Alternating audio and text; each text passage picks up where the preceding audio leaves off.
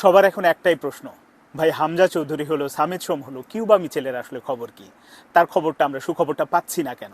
এই যে আপনাদের যে জানতে চাওয়া একই রকম আমারও জানতে চাওয়া। আসলে আমি ওই সময় খবরটা দিয়েছিলাম যে কিউবা মিচেল বাংলাদেশের জার্সিতে খেলতে রাজি আছেন, তিনি খেলতে চান। তো তারপরে তো একটা লম্বা সময় কেটে গেছে, তো আসলে আপডেটটা কি?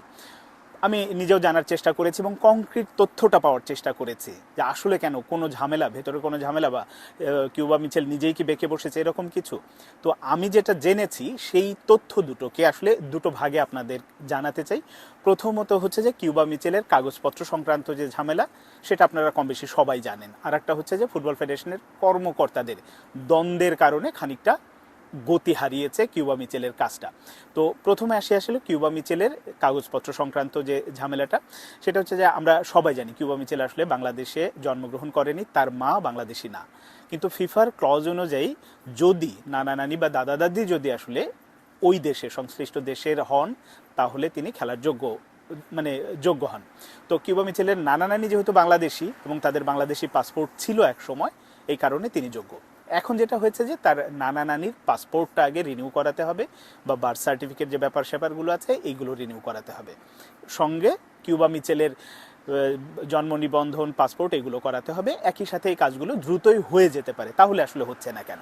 এখন এখানেই হচ্ছে মূল প্রশ্নটা, কেন হচ্ছে না?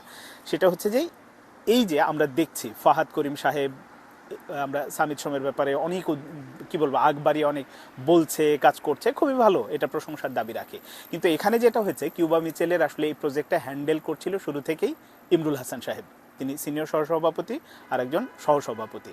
তো এই দুজনের দ্বন্দ্বের কারণে একটা হচ্ছে যে এটা খুব স্বাভাবিক, তারা কিন্তু নিজে হাতে কাজগুলো করে না, তারা কাজ করান। এখন কমান্ডটা আসলে কার কাছ থেকে আসবে, ইমরুল হাসানের কাছ থেকে আসবে নাকি ফাহাদ করিমের কাছ থেকে আসবে? এই দ্বন্দ্বের কারণেই আসলে যারা এই কাজগুলো করেন, ফুটবল ফেডারেশনের যারা কর্মকর্তা বা কর্মচারী যারা আছেন এই কাজগুলোর সাথে সংশ্লিষ্ট যারা এক্সপার্ট, তারা আসলে খানিকটা দ্বিধান্বিত।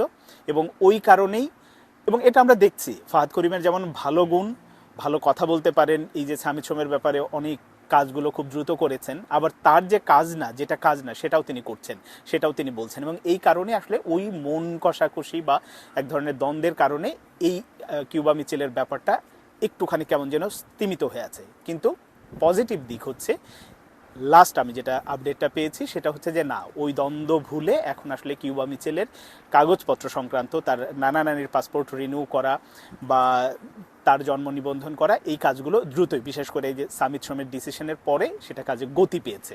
এখন মনে হতে পারে তাহলে কি লম্বা সময় লাগবে? এটা কিন্তু আসলে লম্বা সময় লাগার কোনো ব্যাপার না, কারণ আমাদের এখন বর্তমান যে সরকার দেশ পরিচালনা করছে, তারা কিন্তু নিজেরাও, এর আগে মনে আছে ক্রীড়া উপদেষ্টা নিশ্চয়ই এরকম একটি ঘোষণা দিয়েছিল যে হামজা চৌধুরীর মতো বিভিন্ন ইভেন্টে যারা আছে তাদেরকেও খুঁজে বের করে। তার মানে সরকারও উদ্যোগী হয়েছে এই কাজগুলোকে উৎসাহিত করছে, সহযোগিতা করছে।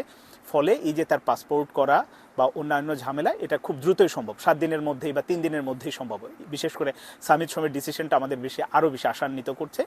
এখন যেটা হয়েছে যে কিউবা মিচেলের সুবিধার দিক যেটা, আপনার যদি কিউবা মিচেলের পাসপোর্টটা হয়ে যায়, তাহলে কিন্তু তার ফিফার অনুমতি বা এরকম হাবিজাবি অনেক কিছু লাগবে না, হলে তিনি খেলাতে পারবেন। কারণ কিউবা মিচেল কোনো দেশের হয়ে জাতীয় দল বা বয়সভিত্তিক কোনো দলেই খেলেনি এখন পর্যন্ত। এই কারণে আশা করাই যায় যে আগামী 10ই জুন সিঙ্গাপুরের বিপক্ষে ম্যাচেও আমরা হামজা চৌধুরী, সামিদ সোমের সাথে কিউবা মিচেলকে হয়তো দেখতে পাবো।